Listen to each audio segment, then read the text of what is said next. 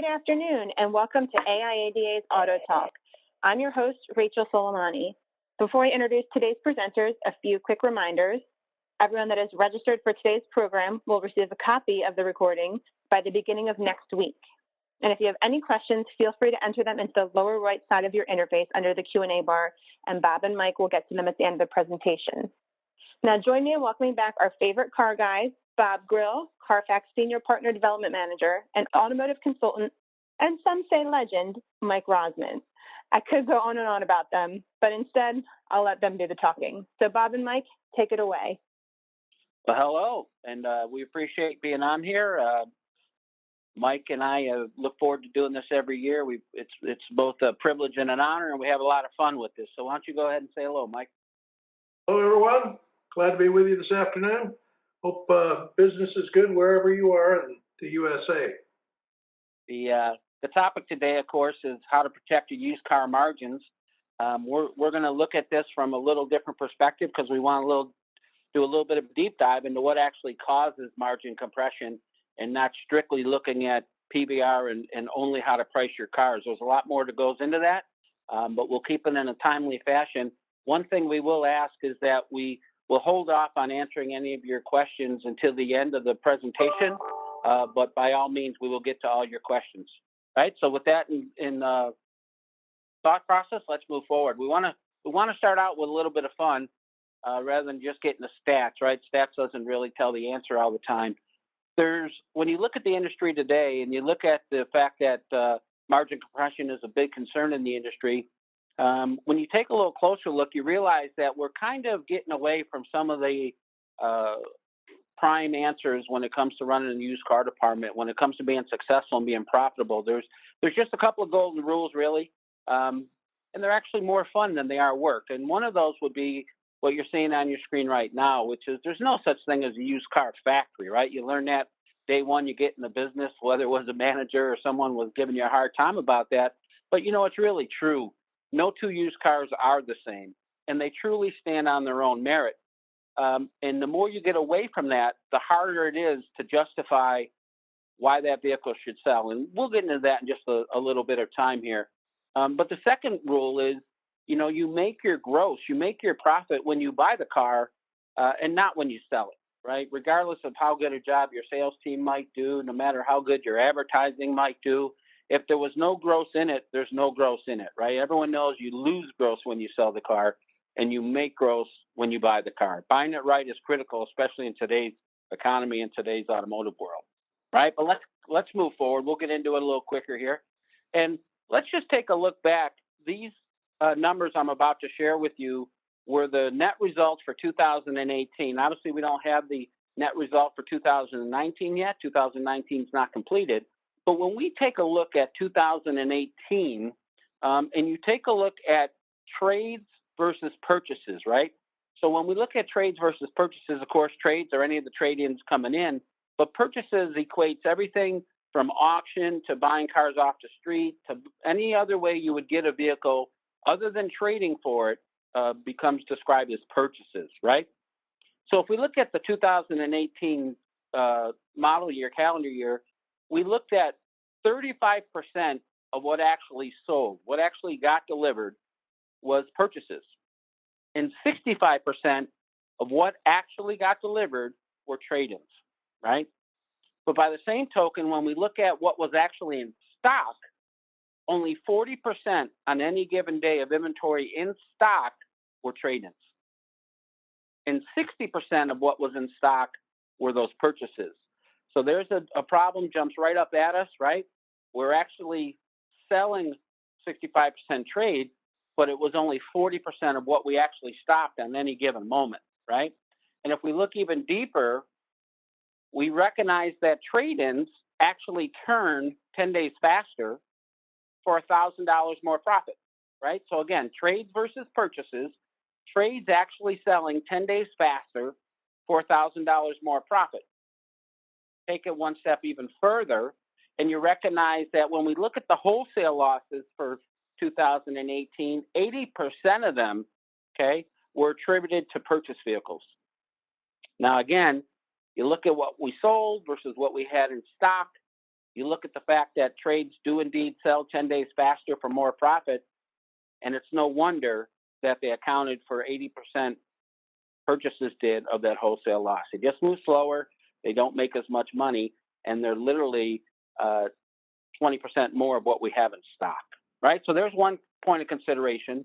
The second part of that equation, again, just looking at 2018, the magic formula, if there is such a thing, but the real rule of play is that your used car inventory should always fall in place at 50% of the selling price of your new car inventory. So when you look at it in that form and fashion, it really doesn't matter your make and so forth. You could be a highline store, a domestic store, an import store.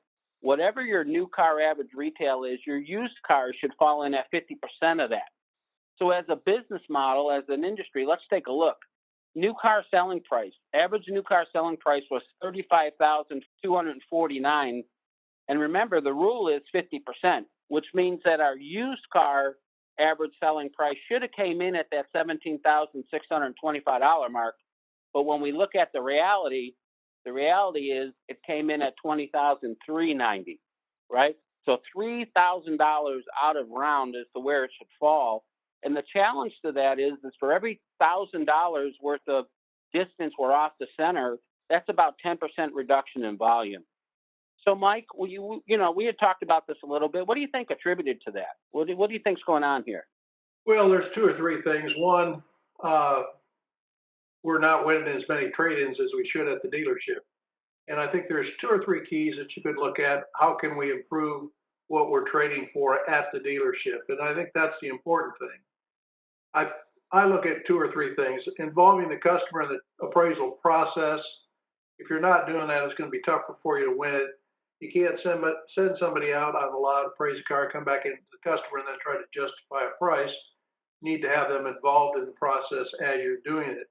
And there's a lot of good options there for you to be able to do that, whether you do it on an iPad or if you have a form that you use that involves the customer. That will show some added value as you're appraising their vehicle. The other thing that we find that's helpful there to win more trades is showing added value to the customer for their particular car. If it's a one-owner car, rather than showing just deductions for the set of tires that it needs and the reconditioning and so forth, let's add some dollars back in because it is a one-owner, because we know they're going to sell faster for more money.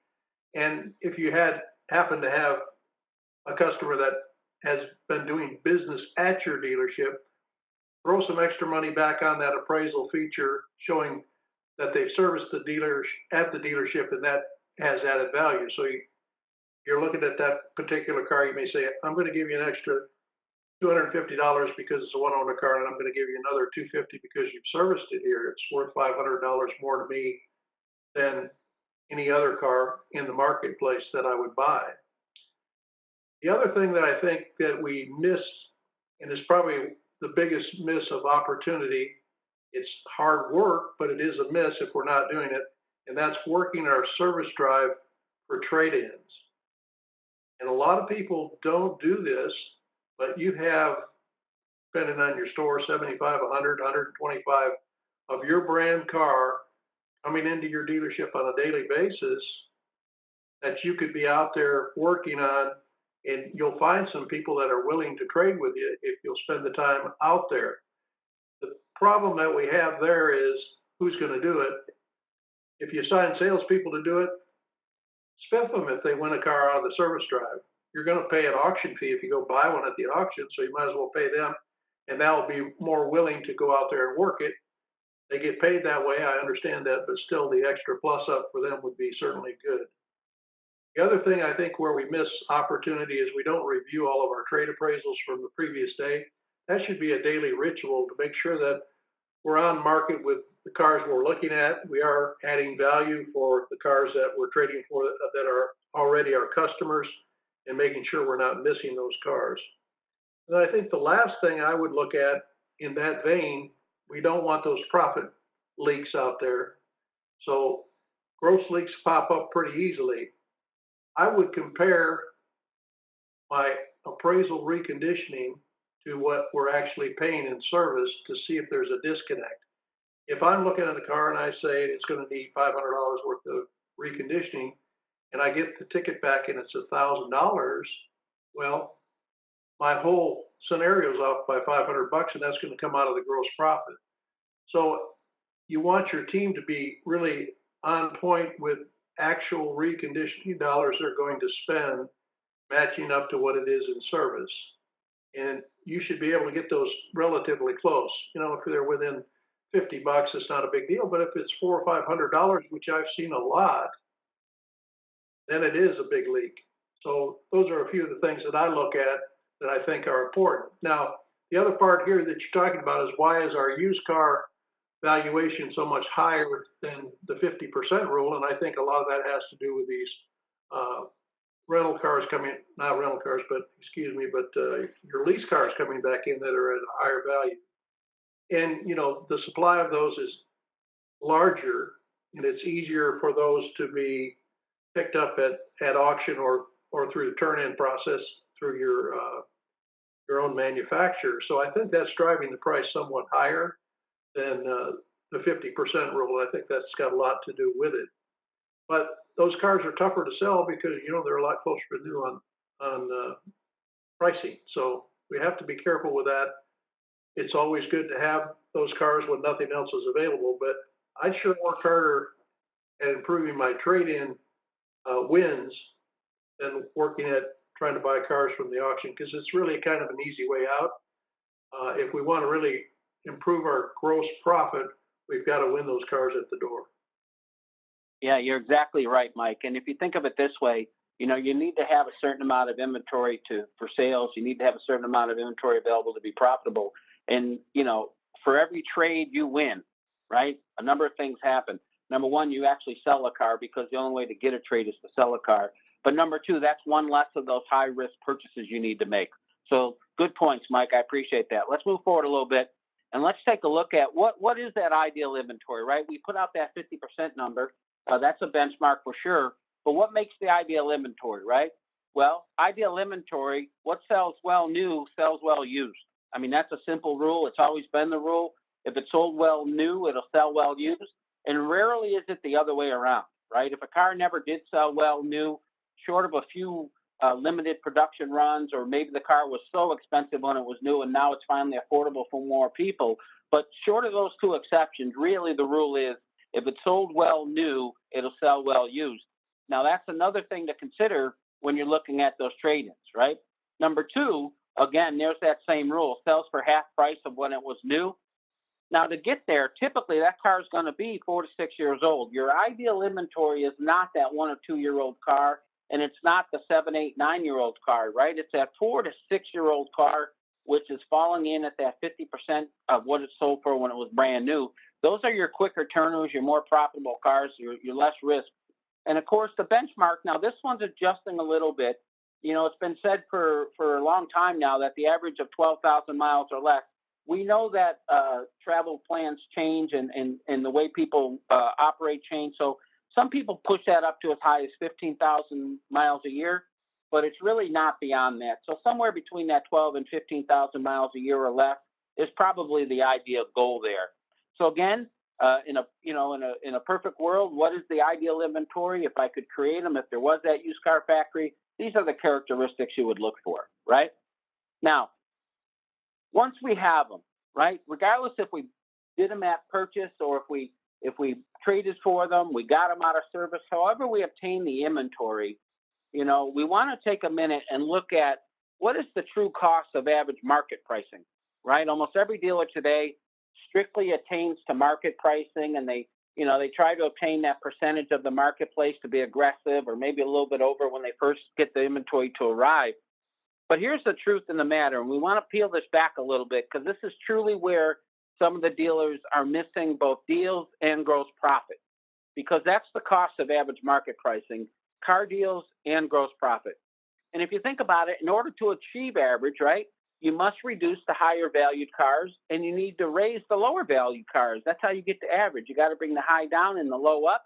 And quite honestly, when you take a look at what that means, the higher valued vehicles, right? The higher valued vehicles are your personally owned lease returns, your one owner vehicles, the vehicles that are in nice condition, the vehicles that have been well maintained, accident free vehicles, right? These are all characteristics that would cause you to put a little bit more money typically in a car's value. However, these are the vehicles that have to be lowered to obtain a market average pricing, right? And you're typically should be asking more for this inventory. When you have it listed online, you should be above market a little bit with this inventory with a well-designed listing that explains why it's priced accordingly, okay?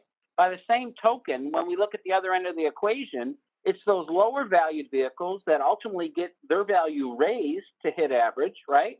And typically those lower valued vehicles are your rental units, your fleet units, your multiple owner vehicles, along with your accident vehicles.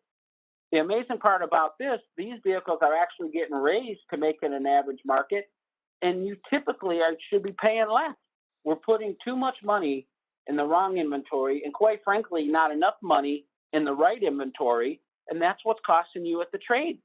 When you look at what those personally owned vehicles, those one-owner vehicles, those well-maintained vehicles, those are your best customers who continue to try and do business with you, but you force yourself into that market pricing scenario where you're trying to be in market average, and that is truly costing you some car deals. So when you're looking at those trade-ins, it doesn't have to be your own brand. If it sells well new, it sells well used, right? If it falls into that 4 to 6 year old category, if it falls into averaging the right amount of miles, if it's a nice unit, if it's just a nice cosmetically standing tall car that's been taken care of, don't miss that trade-in. That's the car you should be stepping up on and retailing. That is ideal inventory, and that is the trade-ins, okay? And if we look at the trade-ins, 7 out of 10 of the customers walking in the door today have a trade-in. So how you cause and affect that trade value, how you cause and affect the deal greatly impacts your ability to sell new cars. If 7 out of 10 of my consumers coming in have a trade-in, I need to win more trades, 1-to-1. If I win a trade, I sold a car. The only way to get a trade is to sell a car. So concentrate on those vehicles being turned in at your dealership. Concentrate on the appraisal process of your dealership. Take a long, hard look at what is this vehicle and what does it retail for. Again, is average market price a tool? Sure, it's a tool. Should it be considered? Absolutely. But it's not the end-all game. Each car stands on its own. Remember the golden rule we talked about first. No two used cars are the same. Every car deserves its own merit, okay? A little bit to add to that, Mike? Well, I think, the main thing everybody's got to keep in mind with all of this is that we're talking about an average, and we're talking about this 50% rule. And when you look at those two things combined, the 50% rule is an average of your total inventory. So you should have some higher priced cars and some lower priced cars and try to get that inventory overall average. If you've got 100 cars in stock, you'd like them to average about half of what your new cars sell for. So if you're selling, your average sale in your particular store is 50,000, your blend of inventory should be somewhere around that $25,000 range. You should have some of those $35,000 and $40,000 cars for that particular customer, but you'll find that the stuff in the middle is what's going to sell the best for the best grosses and turn quickly. So, that's that 4 to 6 year old car is really going to be your bread and butter when it comes to making gross profit and so forth. Now, on the low end, obviously, the cheaper the car, those are going to turn, the ROI is going to be much, much higher. And you might want to look at some of that older stuff if you're going to keep it rather than wholesale it.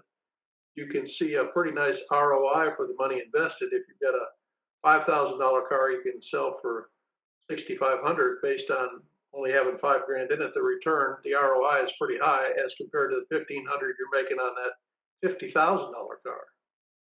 So those are important keys that you have to really look at. That's a great point. So let's look at the tools themselves, right? We want to look at this from a wholesale point and a retail point. So we want to try and explain to you, give you a little better understanding of what we're talking about. So we're going to look at the wholesale side first, right? We just happen to have a car up here, a 2006 Ford Fusion with 30,000 miles on it, right? Now, these figures may not be an exact, but the message is still the same. You look at the MMR on that particular vehicle, and it's at 14,780. Right now, remember, MMR is comprised of the last 13 months worth of runs through the auction space for a make, model, and years component with a little bit of a miles added to it. But it's just the last 13 months and what they've averaged out, right? But again, if you peel the layers back a little bit, we all know that the first half of that run, right, those vehicles were the less desirable vehicles. Those were vehicles that had accidents. Those were the vehicles that weren't the right color, that were a little edgy, that had a little higher miles on them. You're not going to pay average for a below average car, right? You got to be in a pretty desperate situation to pay too much for a less than average car. You may pay too much for a car that stands tall. And the second half of the equation is just that. The second half of that run were the one owners, the right colors, the right combinations, the right miles, no accident cars. Well, you cannot steal those for average. If you're the last person with your hand up, you know, the 35 people looking at that car at the auction and the 1,000 people online on that auction all said that's too much money. So you're never going to steal the vehicles or even pay average for the vehicles that are above average cars. So even on this Fusion we happen to be looking at, right, there's a $2,000 price point swing on the starting point of that car. So again, you need to be able to take a look at each individual unit and how does it stand on its own merit. Does MMR help you? Of course it does. Does it give you a benchmark average? Yes, it does. But it doesn't give you the same answer for every single car because no two cars are the same. Okay, so that's the wholesale side. If we look at the retail side of the equation, right, we're going to look at a 2017 Toyota Camry SE with 45,000 miles, right? Average market retail on that vehicle is about $16,250. Great, okay? But again, just like the wholesale side, when you look at the retail side of the equation, right, all the different components of that vehicle's lifespan matter. You know, top of the scale for a 2017 Toyota Camry would be a certified pre-owned frontline ready car. Well, that car is going to come in at about $17,500. The opposite end of that scale is a major damage car or a bad title car. Well, that car doesn't deserve market average retail either. That concern is around $14,000 or $13,500. Okay, but all points in between do matter. You know, a no accident car, that's worth a little more. A car that's been taken care of, that's worth a little more. A car that's been a rental car or a car that has multiple owners, those are worth a little less. Every component matters, okay? You need to look at this inventory. You need to look at it based on that particular car's value. Does average market price, is that a good tool? Of course it is. No one would ever tell you not to know the market. But you need to look at each individual car and why it deserves the price it deserves so that you can then put that into your listings. So you can then explain that to a consumer why your car is priced accordingly. Otherwise, you're just looking and say, well, you know, we got to price to market. We're aggressive here at our dealership and we price everything aggressively. That doesn't tell a consumer anything about a car. And the wrong car is never cheap enough, right? You've been in the business for more than a day. You understand the wrong car is never cheap enough, okay? So again, just some points of consideration, both from the wholesale side and the retail side, okay? Now let's talk about those trade-ins for a second. Where do the good ones come from? You may not give this any thought, so just stick with us here for a minute. Let us walk you through this. That new car trade-in, right? That new car trade-in is typically 1 to 3 years old. It's the customer that always wants to buy a brand new car, right? It's a typical 1 to 3 year old trade-in, all right? The trade-ins that typically come in on your used cars is typically older. You got to understand, in most cases, now there's change of life and things that happen, but in most cases, a person trading a car in on a 5-year-old or a 6-year-old high-mile car has an even older car or a car that's in even worse shape. So those typically don't get kept around a lot. So what's the sweet spot? Well, there it is, folks. The CPO unit. Your frontline certified pre-owned car, the average trade-in on a CPO unit is 4 to 6 years old, okay, with an average of 48 to 72,000 miles. It falls into that sweet spot. You know, Mike mentioned earlier about pulling cars out of that service department. There's only so many ways you can get that 4 to 6 year old car because you're not going to find them at auction. You have to trade for them. You have to pull them out of your service department. You have to be aggressive in order to get that ideal inventory. One way to attract that ideal inventory is through CPO inventory. Again, the trade-in on a CPO unit is typically that 4 to 6 year old unit with 48 to 72,000 miles on it, which falls right into that sweet spot. Okay. Now, what car should be CPO'd, right? Which vehicle should be CPO'd? Well, that 1 year old vehicle, that 2 year old vehicle, even sometimes, is just priced too high to new. You know, that rental car, that fleet car that's out, you're purchasing them up at auctions, we're buying them up in groves according to what we have in stock. That pushes up against new car pricing. So the most effective CPO inventory is that 2 to 4 year old with 24 to 48,000 miles on it. Okay, because the 1 year old inventory again often pushes up against that pricing, and then anything that's 5 year plus tends to be a little too old. In fact, sometimes it falls out of the standards for being a CPO unit. So again, CPO matters, right? That 2 to 4 year old is ideally the CPO inventory. So let me give you a little insight there. Those lease returns, we talk about it, and lots of people talk about the volume of lease returns that are coming in. Those lease returns are the perfect CPO unit. In fact, it's the ideal CPO unit. You know, they're coming back at that 24 to 36 month, sometimes 48, but typically around that 30, 36 month window. And that is ideal for the CPO inventory section. Okay. Mike, anything to add on the CPO units? I know you're a big fan. Well, obviously we are, and the big thing there is a lot of customers want to buy the units, CPO units, primarily because of the extended warranty on those vehicles. And if you really look at the pricing, you know, we build that into our pricing, as we all know that. But the other part of it, as we're selling as salespeople, that should be one of their easier sells, because you'd have to look at same model year car without a warranty would be a lower price, but yet they would go into our business office and end up buying a $1,200 or $1,500 service policy, which is certainly good for the store, but obviously they end up being relatively close. So if you're a salesperson and trained properly, you could effectively sell a CPO much easier than you can any other car that you have available in the marketplace, because they're priced relatively good compared to everything else in our inventory, because cars without a warranty on them and the cars with obviously command better pricing. So we do have to do a good bit of training with our used car salespeople to make them effective as we go through this.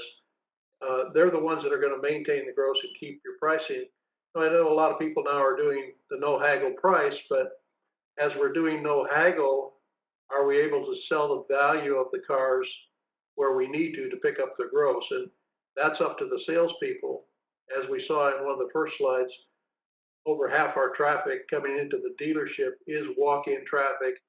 They probably have been online to get some value, but they don't get the full story about that particular car until they show up at the showroom. We got to get out there training salespeople, and it makes it a reality that you can make more gross profit on these cars. Yeah, great point. You know, one of the things that a lot of the dealers are doing that have had found success is with that CPO unit.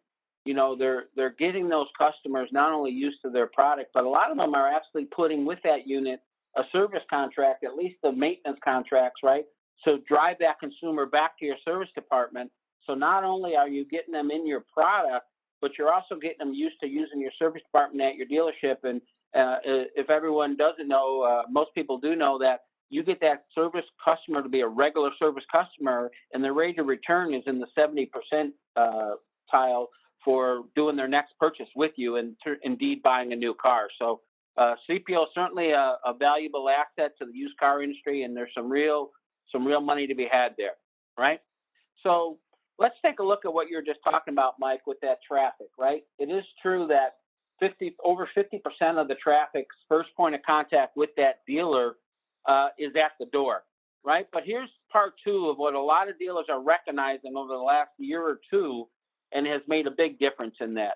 And that is, you don't need more traffic. I know that's contrary to everyone talking to you about it, But you don't need more traffic. What you really need are more buyers, right? So gone are the days of trying to drive as much traffic as possible to your dealership because quite frankly, we never did a good job with that traffic anyways, right? We don't need 100 people on a car. We need the right 3 people who are interested in buying that car, and typically the first one that shows up actually buys the car, right? So how do you do that? How do you find buyers and not just more traffic on a car? And here's the stat you alluded to, Mike. Over 50% of the first point of contact is at the door. Cox Automotive did a study, and their study showed it at 49%, right? So again, giving them the information online, giving them the right amount of information, which would explain why that car stands out on its own and why it's priced accordingly, makes a lot of sense to drive that traffic. But when you put your cars out on the web and you put them online and you do all those things, that's just simply not enough. When you look at the volume of cars that are available today to the public online, how do you make your car stand out? How do you make your car so that they can find it? So the right buyer can find your car and get interested in it.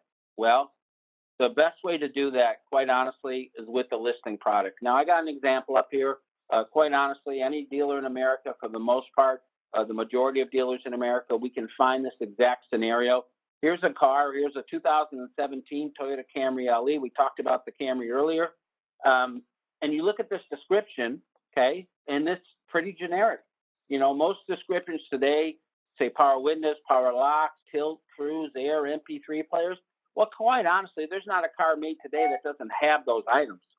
So that does not set your car apart. As a matter of fact, one of the highest concerns from consumers today, from a frustration point, is that they can't tell the difference when they're looking at cars online. Everyone claims to have a certified car. Everyone has the cars with the same equipment, and everyone's pricing them damn near the same. So to the consumer, it's very hard to decipher and actually land on a particular vehicle because we're not giving them the right amount of information to set those vehicles apart. So here's an example of a 2017 Toyota Camry. It's got some history components in there. It says it's a Carfax one owner and so forth. That's nice. But then it quickly goes into what most look at, and that is the options on the vehicle, right? But when you take a deep look at the actual history of this exact vehicle, you quickly learn that this dealership sold this vehicle brand new, did all the service and maintenance on this vehicle. The vehicle got traded back in at the same dealer. It was reconditioned at the same dealer, and now it's available for sale as a used car at the same dealer. That's known as homegrown inventory. Okay, homegrown inventory. Sold it new, did the service and maintenance, they traded it back in, you recondition it, now it's available on your same lot as a used car. Quite frankly, that is the fastest selling, most profitable inventory there is. So here's a quick example, and again, you're welcome to the deck if you are registered and so forth. It simply talks about the vehicle and setting it apart, right? Just made available this beautiful one owner 2017 Camry. We sold this Camry brand new to its original owner. Our factory trained certified technicians that performed all the regular service and maintenance every 5,000 miles. The customer liked doing business with us, so they traded it in and bought a brand new one from us. We know this Camry better than anybody and knew it would make a great Toyota certified vehicle. So we put it through the 160-point inspection, and now it comes with a 12-month, 12,000-mile bumper-to-bumper, 7-year, 100,000-mile warranty. Don't miss out on this great value, price $1,359 below history-based value. Now that's setting that car apart. That takes it completely from 99% of the other available inventory in that marketplace. That's how you find the right buyer for that vehicle rather than just a generic search trying to drive traffic. Okay? Now, with that, we want to keep it open and we want to field any questions, and we would like to absolutely thank you for your time. Again, Mike and I very much look forward to this, and we look forward to being able to share with you what's working in the industry today. Mike? Yes, thank all of you for your time today. We certainly are open for any questions you might have. We have, I think, a few maybe out here that we can take a look at. We have one here that says, is that comparing a new 2019 to a used 2019? I think when they're talking about 50% rule, obviously that's not the rule for 2019. That's for your average inventory or inventory average as a whole. So again, if you have 100 cars on your lot, you want them to average from high to low, the different models, different cars that you have, the cash cars, the CPO cars, the nearly new cars that you have. That average in your inventory should look somewhere near that 50% of whatever you're selling your new for. And we have found one interesting fact there.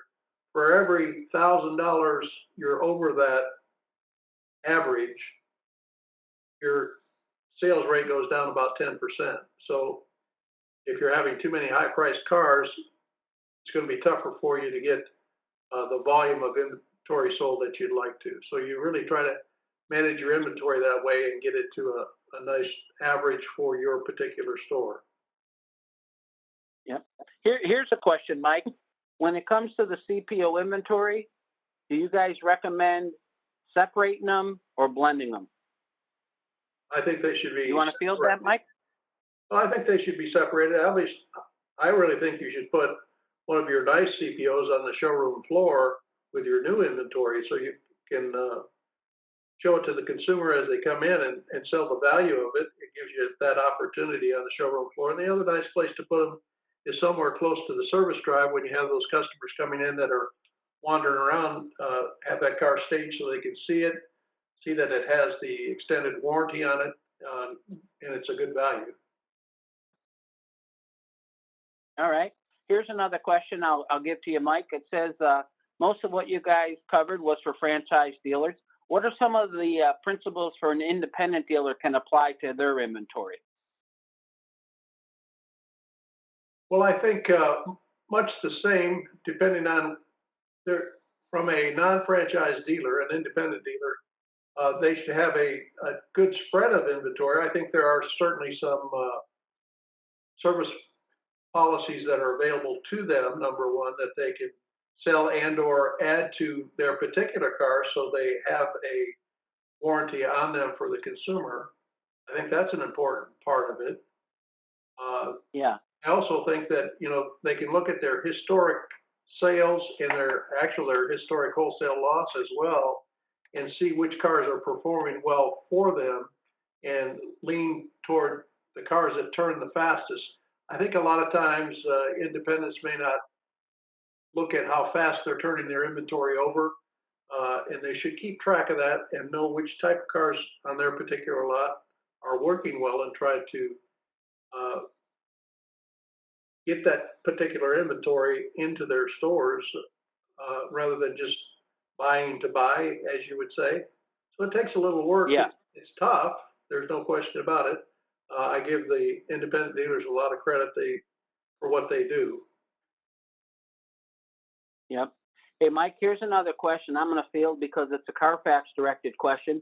And it says, how much should they deduct off of wholesale or trade if it has a bad Carfax, right? So this is kind of a two-parter. First of all, let's quantify a bad Carfax. It used to be a bad Carfax was a branded title, right?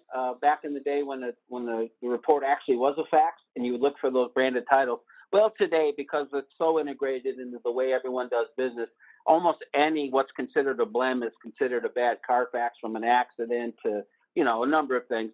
But here's what I would tell you.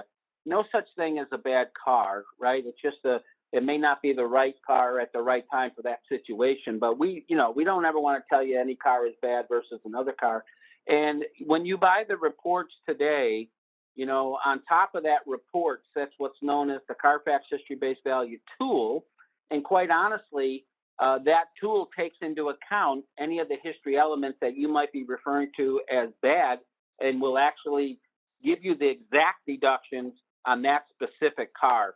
Again, you don't want to do it from a market perspective. The history-based value tool will actually take it to each individual specific car.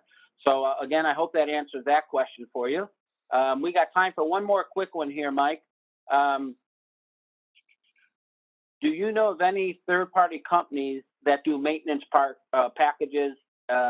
We have warranties covered already. I do not, Mike. I don't know if you do. Know of any particular third parties that take care of the maintenance packages?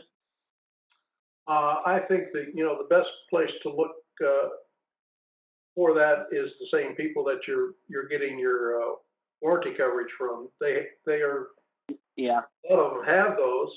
Sometimes we just don't ask them about them, but, right.